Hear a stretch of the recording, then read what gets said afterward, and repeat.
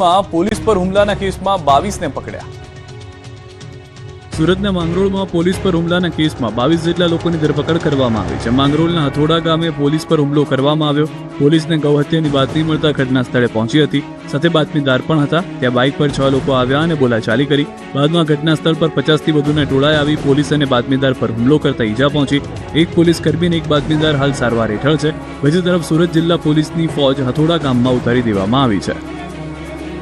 બોટાદમાં ST bus driver અને રિક્ષા ચાલક રોડ પર ઝઘડી પડ્યા। બોટાદમાં એસટી બસના ડ્રાઈવર અને રિક્ષા ચાલક વચ્ચે મારામારી થઈ। રોડની વચ્ચે જ બસ અને રિક્ષા ઊભી રાખી મારામારી પર ઉતરી આવ્યા। બોટાદ શહેરના ભાંભણ રોડ પર બસ ચાલક અને રિક્ષા ચાલક વચ્ચે કોઈ બાબતે બવાલ થઈ। વાત મારામારી સુધી પહોંચી ગઈ। દ્રશ્યમાં જોઈ શકાય છે કે બોટાદ ઇંગોરાળા રૂટની એસટી બસના ડ્રાઈવર હરેશભાઈ પાલજીભાઈ ચાંચિયા હાથમાં લોખંડનો પાઇપ લઈને રિક્ષા ચાલકને મારી રહ્યા છે। ત્યારબાદ રિક્ષા ચાલક પણ એસટી બસના ડ્રાઈવરને મારતો જોવા મળે છે। આ મારામારી દરમિયાન રિક્ષા ચાલક સાથે એક મહિલા પણ બસ ડ્રાઈવર સાથે બોલાચાલી કરતી નજરે પડે છે। આ મારામારીમાં બસ ડ્રાઈવર હરેશભાઈ ચાંચિયાની ઈજા થઈ હતી, જેથી તેમને તાત્કાલિક સારવાર માટે હોસ્પિટલ ખસેડવામાં આવ્યા। રિક્ષા ચાલક દ્વારા અપશબ્દો બોલાયા બાદ પાઇપ વડે માર મારવામાં આવ્યો। ત્યારે લોકોએ આવા અસામાજિક તત્વોને ડામવા કલેક્ટર અને એસપીને આવેદનપત્ર આપી અસામાજિક તત્વો સામે કડક કાર્યવાહી કરવા માંગ કરવામાં આવી હતી।